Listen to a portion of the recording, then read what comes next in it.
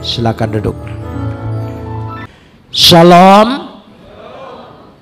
Pagi ini kita akan bersama-sama membaca firman Tuhan yang terambil dari kitab Yesaya pasal yang ke-11 ayat 1 sampai ayat 5 saja.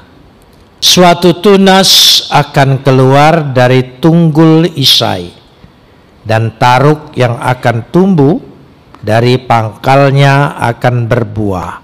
Ayat 2. Yesaya 11 ayat 2, Roh Tuhan akan ada padanya, roh hikmat dan pengertian, roh nasihat dan keperkasaan, roh pengenalan dan takut akan Tuhan.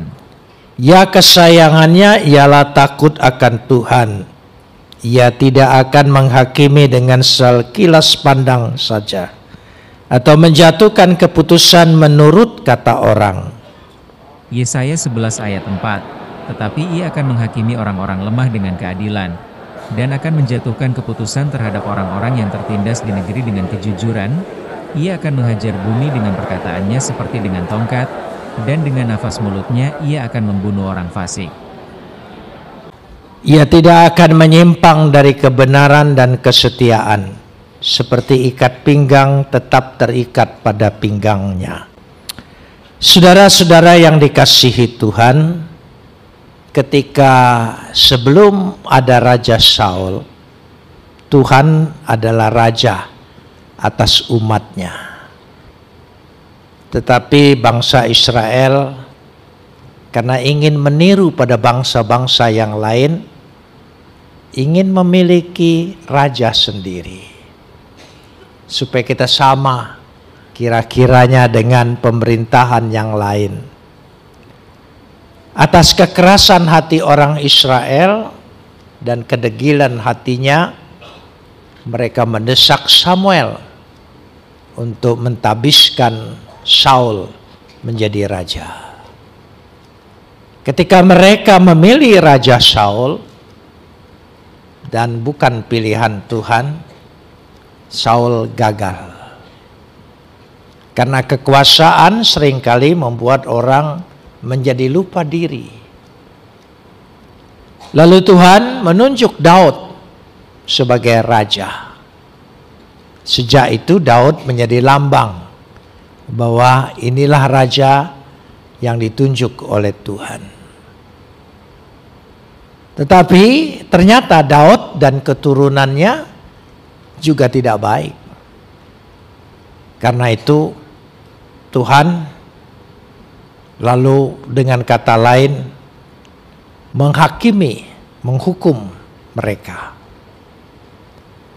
Perumpamaan hukuman kepada raja, keturunan Raja Daud dan raja-raja yang ada di dunia ini tergambar pada Yesaya pasal 10 ayat 33 dan 34. Diberikan secara simbolis lambang seperti ini. Lihat, Tuhan semesta alam akan memotong dahan-dahan pohon dengan kekuatan yang menakutkan. Yang tinggi-tinggi tumbuhnya akan ditebang, dan yang menjulang ke atas akan direndahkan. Belukar rimba akan ditebas dengan kapak, dan Libanon dengan pohon-pohonnya yang hebat akan jatuh. Keturunan Daud diumpamakan seperti pohon yang tumbang, sehingga runtuh, jatuh. Dan itulah yang diumpamakan di sini. Dan ketika dikatakan di situ bahwa dari pohon yang tumbang ini suatu tunas akan keluar dari tunggul Isai. Tuhan mengambil alih kembali untuk menjadi raja atas umatnya. Bukan lagi manusia yang menjadi raja. Melalui Yesus, Tuhan adalah raja dan dia adalah Tuhan.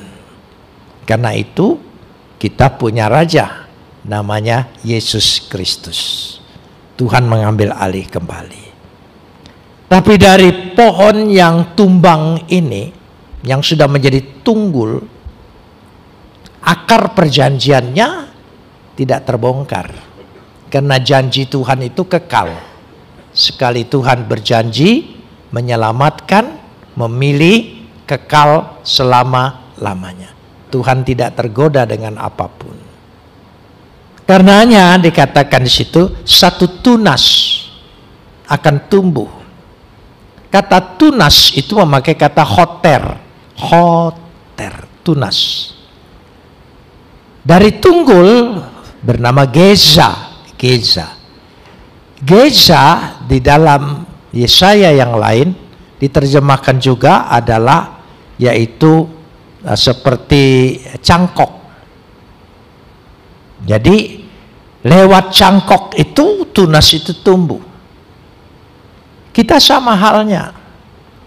Kita seperti pohon yang tumbang, yang harus ditumpas habis.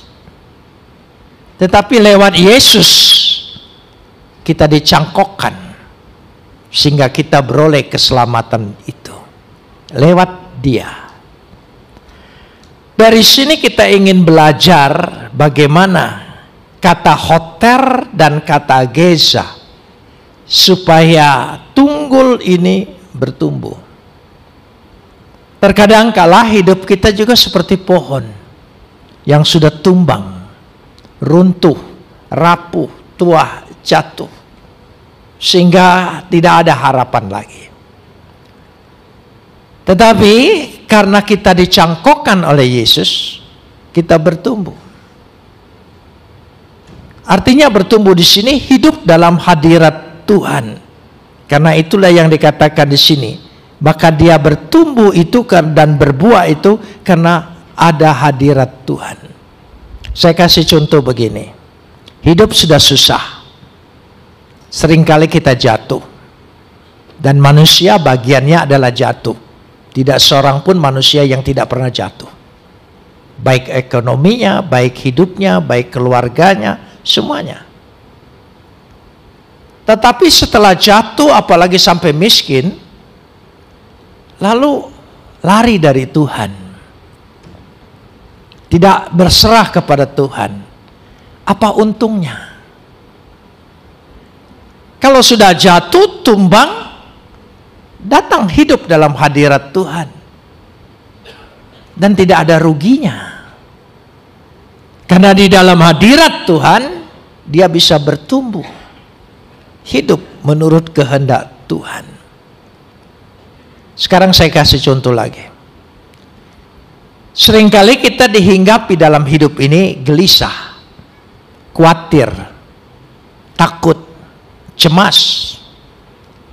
Pada waktu kita khawatir, cemas, ya, takut, kita berkata-kata dengan diri kita sendiri.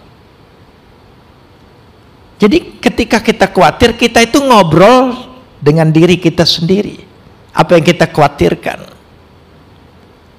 Sehingga itu kadang-kadang membuat kita tidak bisa tidur. Meskipun kita sudah punya kesimpulan, tapi bolak-balik.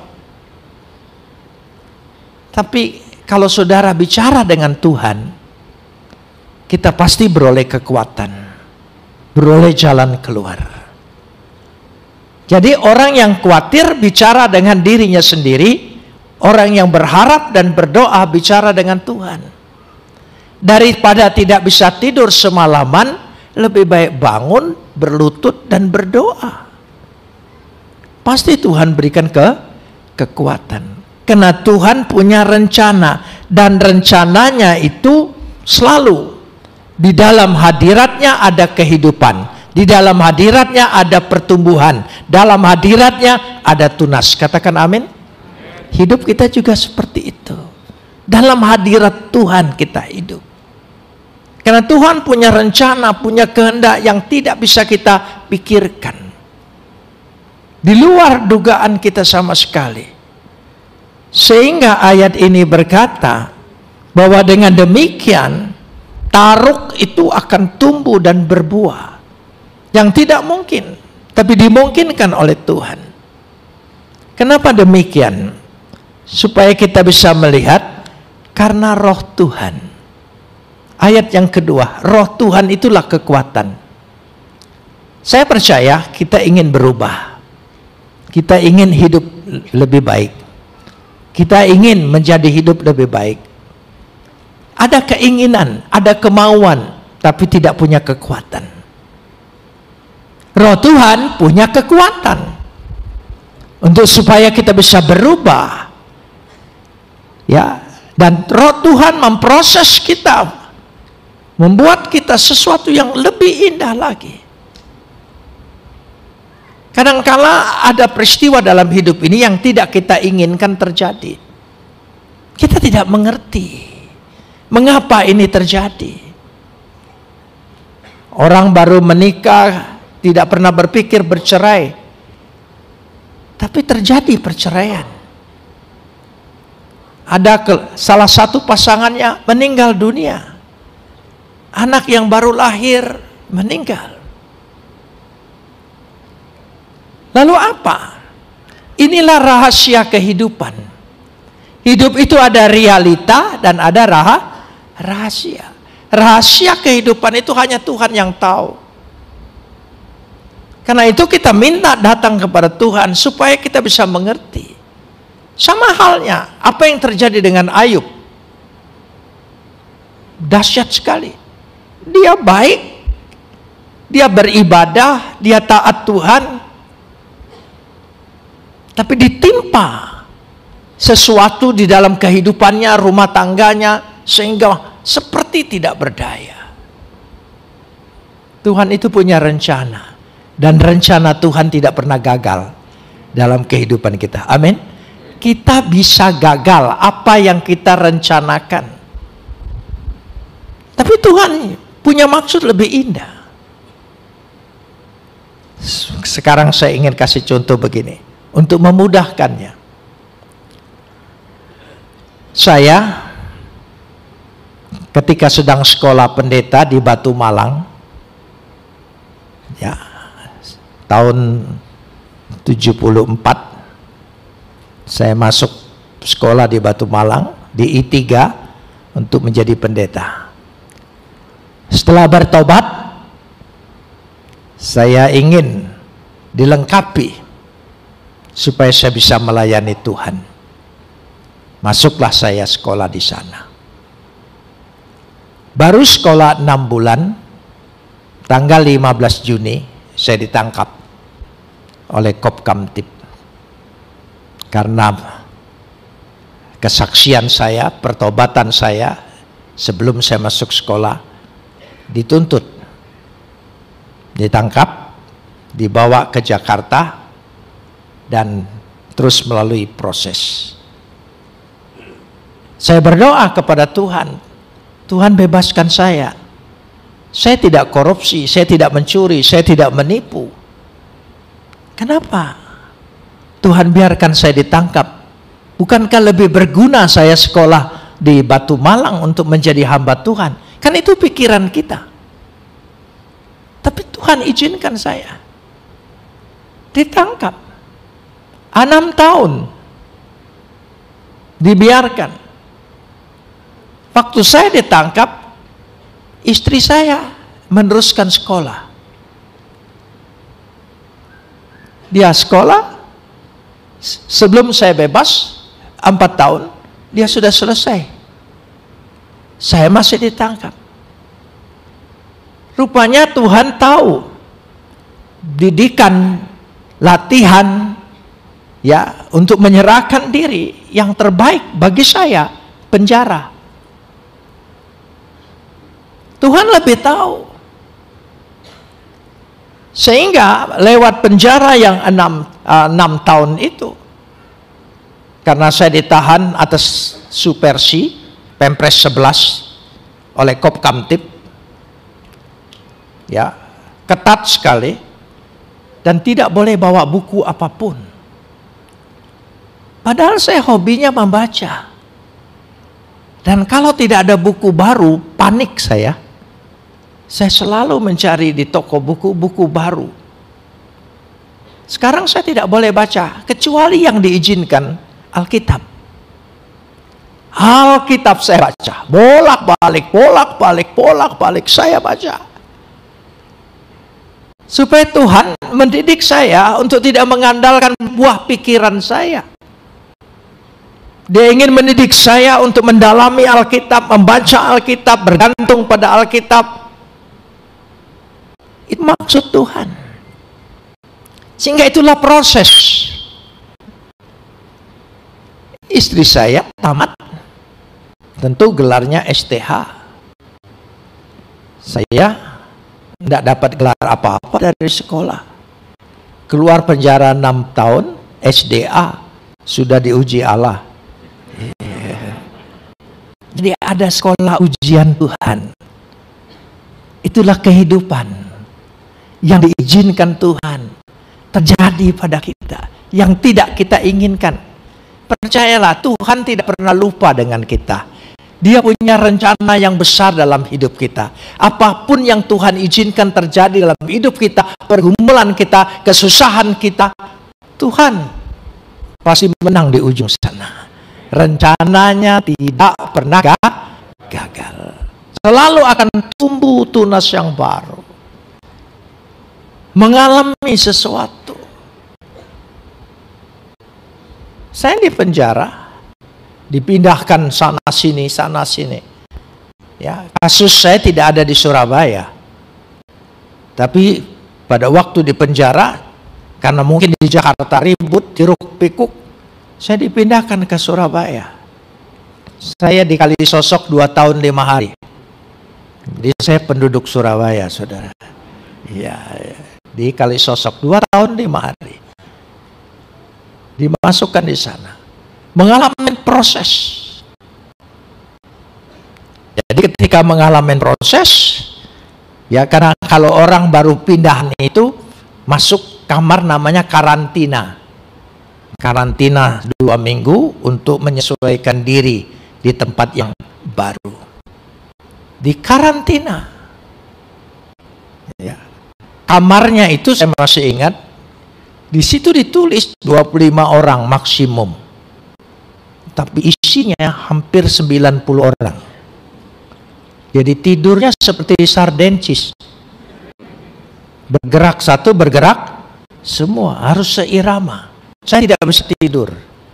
Saya hanya duduk saja sambil bersender di tembok. Di bawah memang ada atas, tapi atas itu yang hebat-hebat, yang jago-jagoannya.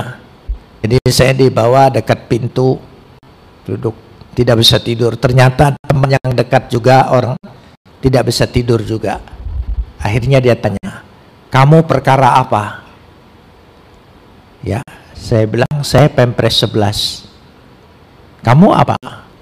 Dia bilang, "Oh saya 363. Kamu 362. Hebatnya orang penjara enggak bicara kasus, bicara KUHP. 362 pencurian siang hari, 363 pencurian malam hari. Lalu dia tanya, "Kamu Pempres 11 itu apa?" "Subversi," saya bilang. "Hukumannya apa?" "Ancamannya hukumannya mati." "Hah? Ancaman hukuman mati?" Mulai bisik-bisik mereka. Malam besok saya langsung dipindahkan ke atas karena hukuman berat ditakutin orang, saudara. Jadi kalau masuk penjara jangan hukuman yang ringan-ringan ya, yang berat diseganin orang, saudara. Langsung suruh di atas, jadi bisa tidur. Lalu tanya-tanya semua, "Kenapa?" Saya bilang, "Karena saya pindah agama." "Pindah agama? Pindah agama ditangkap?" "Iya," saya bilang. "Goblok sekali." Saya senang sekali. Seperti ada pembelaan di antara orang. Ya, orang bodoh, narapidana, kriminal bisa bela saya. Bodoh sekali yang nangkap. "Iya," saya bilang. "Goblok sekali." Masa? Lalu dia tanya, "Pindah agama bagaimana? Kamu dulu agama apa?" Saya cerita. Waktu saya cerita mulai ada yang bilang, "Oh pantas." Ya, pantas. Tapi dari sekian saya cerita, ada seseorang mendengarkan Dan dia bilang, mau ndak berdoa buat saya? Saya doakan mereka. Mulai mereka banyak minta doa. Saya doakan. Ya, saya doakan mereka supaya bebas. Saya sendiri masih di penjara. Ironis memang. Hidup kita seperti itu. Melayani Tuhan. Melayani Tuhan bukan serba hebat, serba ada, serba istimewa, enggak. Sementara kita mengalami kesusahan, sementara kita mengalami pergumulan, kita diminta doa, mendoakan doa orang lain. Tapi justru saat kita sedang mendoakan orang lain, ada kekuatan yang muncul kepada kita, memberikan penghiburan kepada kita. Jadi bukan saudara sudah hebat, istimewa, serba ada, lalu mendoakan orang lain, saudara tidak punya masalah, lalu saudara bisa mendoakan orang lain. Tidak, sementara kita punya masalah, bisa melayani Tuhan. Akhirnya seseorang ini minta saya, dia bilang supaya dibaptis. Saya belum jadi pendeta, minta dibaptis. Dia bilang, bagaimana? Hukuman saya berat, perampokan dan pembunuhan. Kalau saya mati nanti, saya minta dibaptis. Bagaimana baptisnya? Di penjara itu di setiap sel ada kamar mandi, bak mandi yang besar. Ya, jadi saya bilang, ya kita harus di sana dijaga oleh orang yang preman juga, yang narapidana juga. Jadi kami kasih rokok 1 bungkus supaya kami bisa duluan ke kamar mandi. Ya sudah, masuklah. Saya baptiskan dia. Di bak mandi yang besar itu, masuk, dibaptiskan. Baptis, saya ingat-ingat waktu saya dibaptis dulu seperti itu, maka saya baptiskan juga seperti itu. Dan saya berdoa buat dia, dalam nama Yesus. Ketika saya bangkitkan, dia bilang, aku hampir mati. Kenapa? Saya lupa. Mestinya doa dulu, baru tenggelamkan. Saya tenggelamkan dulu, baru doa. Jadi ketika, ya itu kesalahan buat saya belajar. Akhirnya saya sekarang belajar, oh baptis itu begitu. Karena apa yang saya ingat? Cara Tuhan melatih kita, cara Tuhan mendidik kita. Lewat kesalahan, kekeliruan kita, Tuhan sedang mengajar dan mendidik kita. Katakan amin. Jadi jangan takut, jalani hidup itu. Hidup itu bukan pelarian, hidup itu perjalanan. Jadi harus dijalani, jangan lari-lari. Jalani.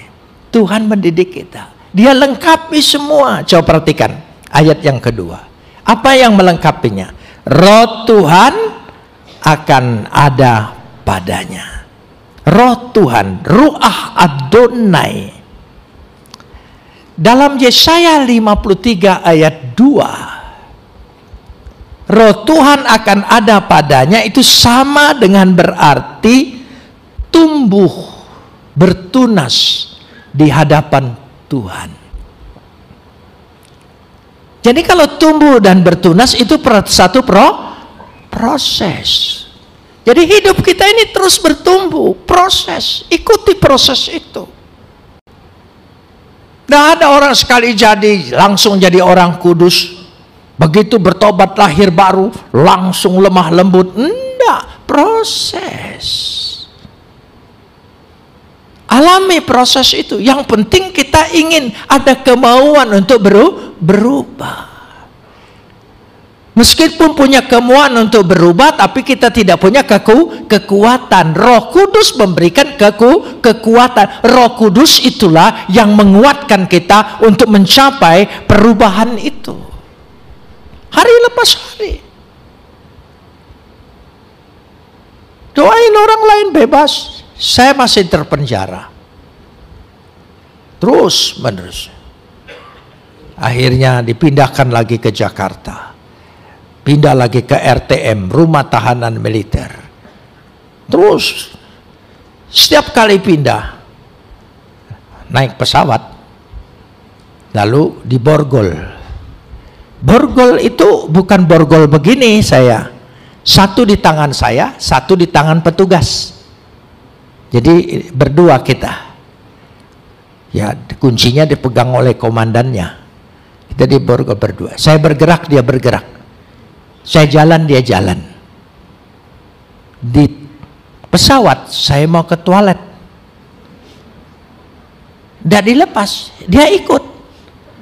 Kan toilet pesawat kecil. Jadi terpaksa dia separuh di luar, separuh di dalam.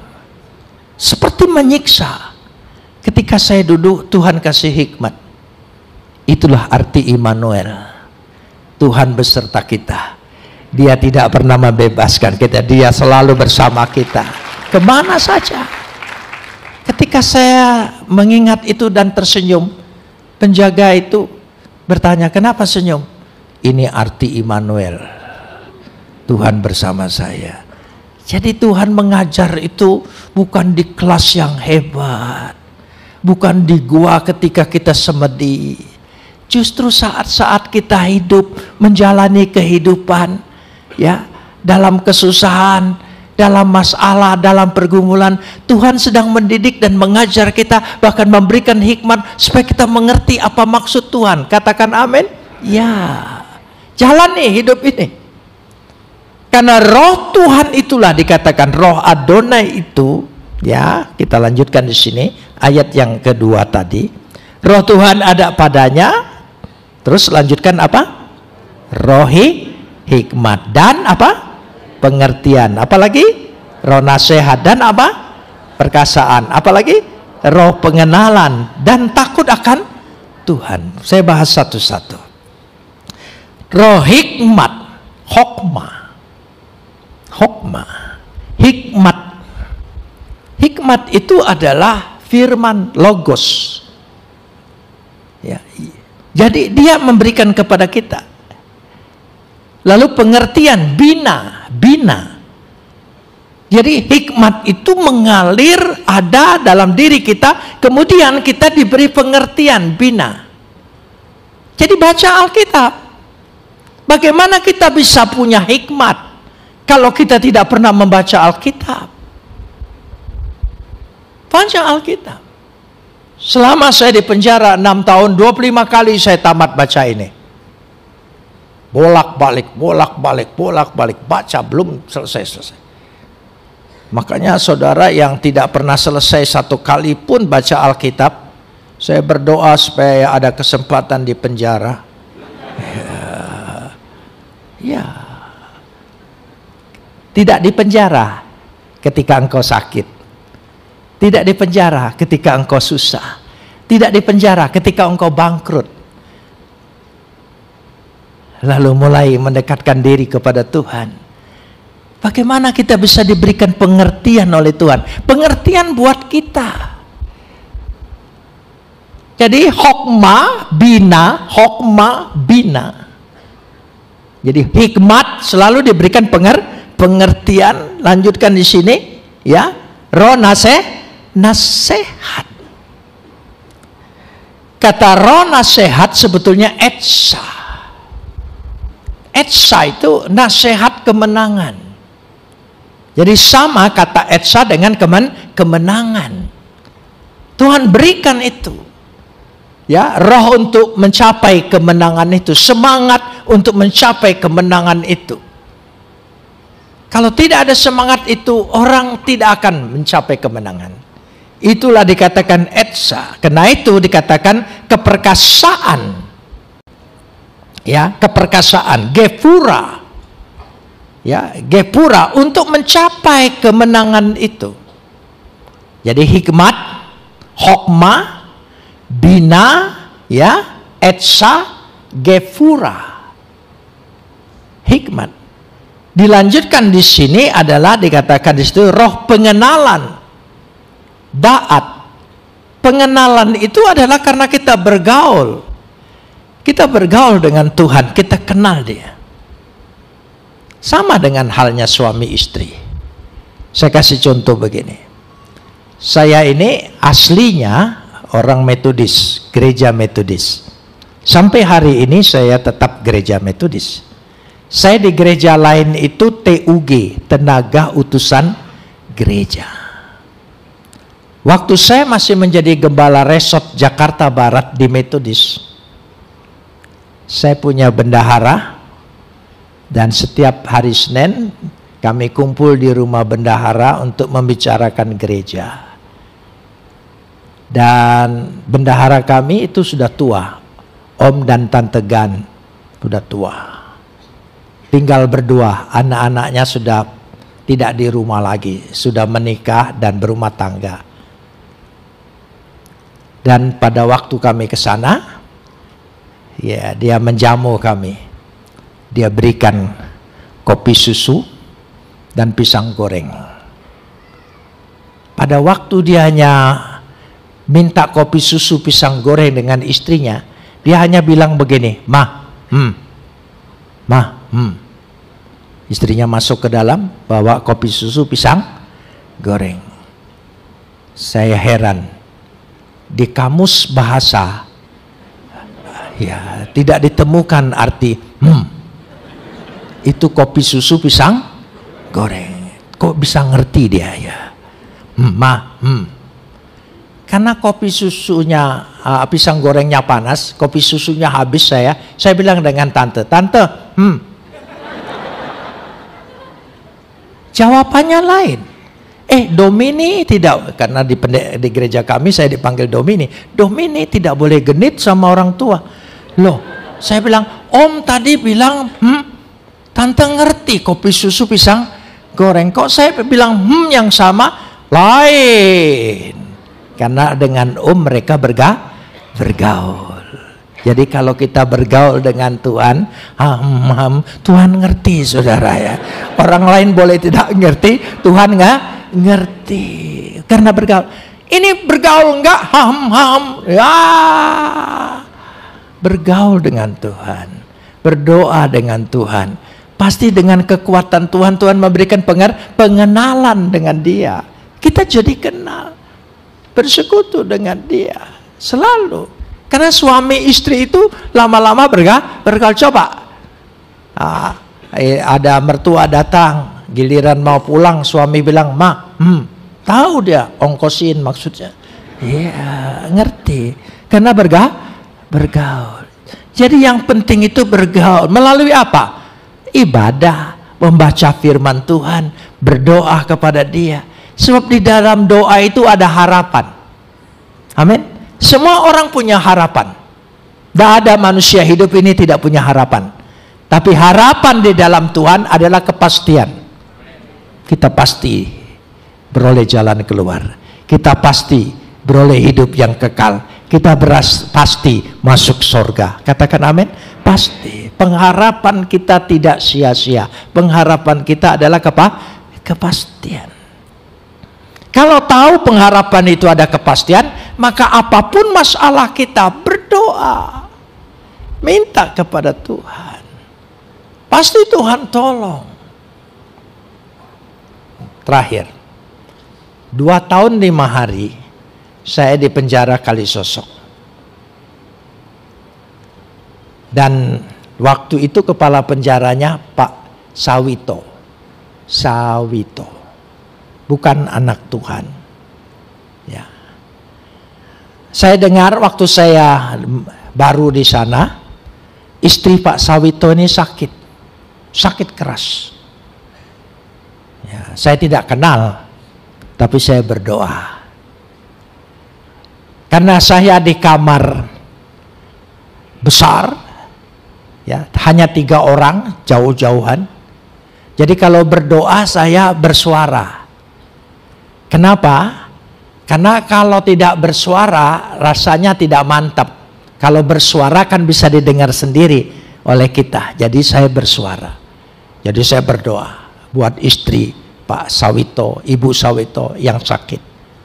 Rupanya kepala penjara itu kalau malam suka kontrol. Jadi pas di kamar saya dia dengar namanya disebut. Besok pagi saya dipanggil oleh kepala penjara. Semua orang berpikir, kamu salah apa? Baru pindah, kok sudah dipanggil kepala penjara? Tidak tahu. Biasanya orang dipanggil itu salah. Sudah. Sampai di kantornya, dia langsung tanya, dari mana tahu istri saya sakit? Dari pegawai Bapak. Oh ya, kamu berdoa. Mau enggak? Nanti malam ya saya bawa ke rumah dia. Rumahnya kan di penjara Kalisosok kalau masih posisi dulu. Sekarang kan sudah dijual. Jadi saya enggak tahu lagi, saya enggak dapat ganti rugi lagi juga itu, saudara. Padahal pernah penduduk situ, saudara. Kan di sebelahnya. Ya, rumah kepala penjara itu di sebelahnya, asramanya di depannya, sebelahnya lagi kantor kejaksaan negeri. Jadi di sebelahnya. Mau enggak ke sana? Tapi jangan lari katanya. Ya enggak, doakan ya. Ya sudah. Pokoknya malam itu setelah jam 7 malam dikawal, dibawa ke rumah kepala penjara untuk mendoakan ibu. Dan ibunya sudah terbaring, sudah dilapisin kain saja, sudah kurus kering sekali. Saya berdoa, Tuhan tolong sembuhkan Ibu Sawito. Sudah. Kembali lagi ke kamar dan saya tetap berdoa. 2-3 hari Pak Sawito panggil saya, Ibu ada kemajuan, mulai bergerak. Doakan terus ya. Ya, karena dia pikir dibuat orang. Karena ke dokter tidak ada penyakitnya. Saya doakan lagi. Terus minta. Seminggu, 2 minggu. Ibu sudah bisa ke dapur dan masak. Sejak hari itu, ya, setiap siang saya dapat kiriman rantangan dari istri kepala penjara. 2 tahun lebih tidak pernah makan jatah penjara. Jatahnya sama dengan kepala penjara. Cara Tuhan menolong. Amin. Ada caranya. Burung gagak di tepi sungai Kerit. Itulah dia jadi burung gagak di tepi sungai Kalisosok. Iya, cara Tuhan. Kita akhirnya mengerti firman Tuhan. Bukan teori lagi. Bahwa burung gagak itu sanggup dipakai oleh Tuhan untuk memberi makan kepada kita. Caranya. Itulah hidup.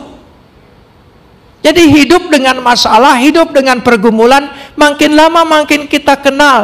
Tuhanku memeliharaku, Tuhanku menyertai aku, Tuhan tidak pernah meninggalkan aku. Katakan amin. Ya, karena dia adil. Dia tidak menghakimi orang. Makanya kita tidak boleh juga menghakimi orang lain. Jangan. Orang yang bercerai itu sudah menderita. Jangan dikata-katain lagi. Jangan diejek-ejek lagi. Tambah lagi penghakiman kepada dia. Amin. Ya, doakan kepada dia. Jangan menghakiminya. Tuhan itu adil. Ini gambaran yang jelas. Sehingga dia tetap dikatakan ayat yang kelima. Ayat yang kelima. Kita lihat. Jadi kekuatan yang pertama tadi, takut akan Tuhan. Yirat Adonai. Yirat Adonai. Arti takut, respect kepada Tuhan, hormat kepada Tuhan, berserah kepada Tuhan, percaya kepada Tuhan, hidup dalam Tuhan. Hidup dalam Tuhan. Indah. Sehingga dikatakan dengan ayat 5, ia tidak akan menyimpang dari kebenaran dan kesetiaan. Sedek. Kebenaran sedek, kesetiaan emuna. Kebenaran dan kesetiaan. Amin. Kebenaran dan kesetiaan. Setia. Emuna. Kata emuna juga menjadi kata percaya. Jadi kata percaya dan setia tidak bisa dipisahkan. Orang yang percaya adalah orang yang setia. Katakan amin. Ya. Orang yang percaya itu adalah orang yang setia. Orang yang tidak setia itu berarti orang yang tidak percaya.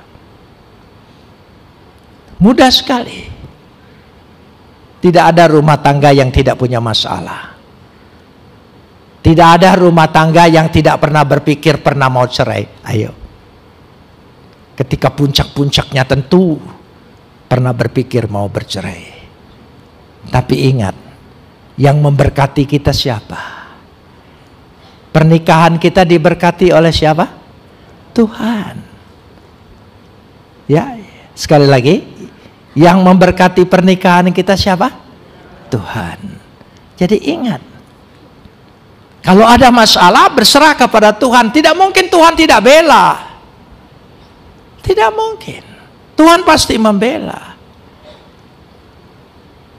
Jadi apapun niat kita, kalau Tuhan membela, Dia tidak akan mengizinkan kita. Dua menjadi satu.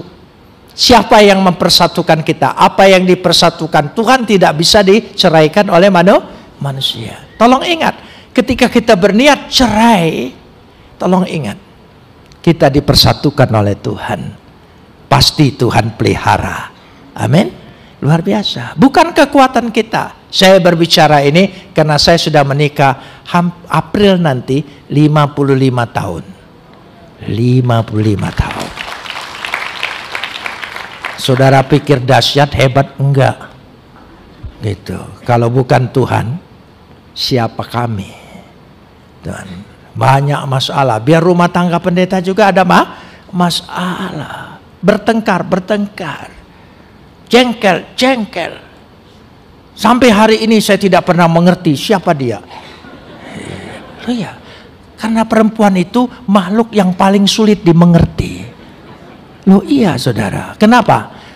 Ketika Hawa diciptakan, Adam sedang tidur. Jadi sampai hari ini kita tidak tahu, tiba-tiba ada saja. Ya begitu, makanya jangan coba-coba melawan wanita. Ya, dia makhluk yang tidak pernah tidur. Kita terlena tidur, dia awas terus. Oh, itu makhluk yang paling dahsyat. Saya berani ngomong karena dia tidak hadir. Kalau dia hadir, saya tidak berani ngomong. Pasti ada bencana nanti setelah itu, saudara. Tapi percayalah, karena Tuhan yang berikan kekuatan. Setiap kali ada masalah, kejengkelan, segala sesuatu, gitu, Tuhan ingatkan, itu tulang rusukmu. Yang ada bagian dalam dirimu. Menjengkelkan, memang tulang rusuk kadang-kadang menjengkel. Yang susahnya kadang-kadang dia berubah posisi, tidak jadi tulang rusuk, tulang sikut masalahnya. Itu, jadi itulah kekuatan. Tapi itulah rumah tangga, dinamika. Kalau ada Tuhan, ujungnya indah, ujungnya damai, ujungnya sejahtera. Amin. Jadi apapun yang kita pikir di sini perlu Tuhan. Siapa namanya? Yesus. Siapa namanya? Yesus. Saudara percaya? Dia jalan keluar. Dia kekuatan bagi kita. Amin. Kita berdoa.